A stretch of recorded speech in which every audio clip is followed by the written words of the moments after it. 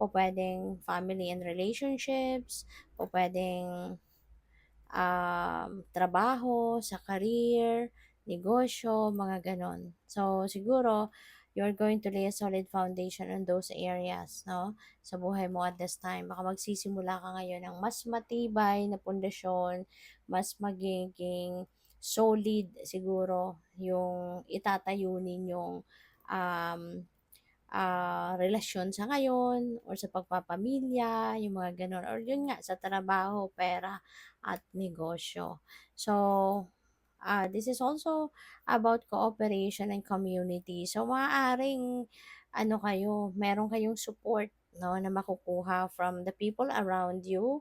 Community of people around you could be a group of friends, pwede mga magkakapamilya, kayo, no, na maaaring will be supportive of you, no, sa ngayon, dito sa kung ano man ang gagawin ninyong paglalay ng solid foundation sa depende sa kung ano mang area of life ito.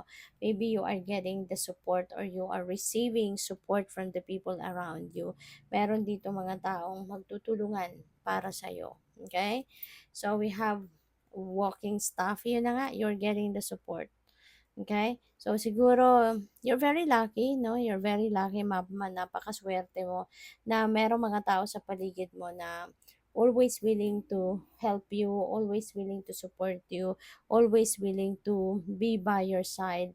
'Di ba? Lalo-lalo na sa mga pagkakataong ito sa ngayon na maaaring kailangan talaga ninyo ng gabay, kailangan ninyo ng physical help, 'di ba? Nandiyan sila.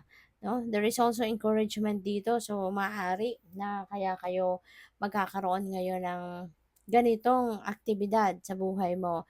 Meron kayong ganitong naisip, no, na gawin. Maybe because also of the encouragement of the people around you, no? Na ito yung kailangan mong gawin and maybe, 'di ba? Baka nagkaroon ka ng idea ganyan tapos yung mga taong ito also are supporting you. Kaya yon patuloy ka nilang in-encourage hanggang sa mag-take action ka na.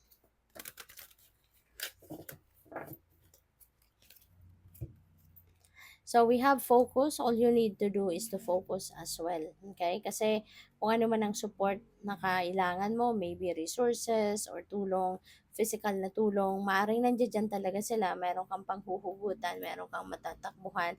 So, all you need to do as well is to put your focus and attention into whatever this is, no, na gagawin mo. Okay? Kasi kailangan mo lang ng concentration dito.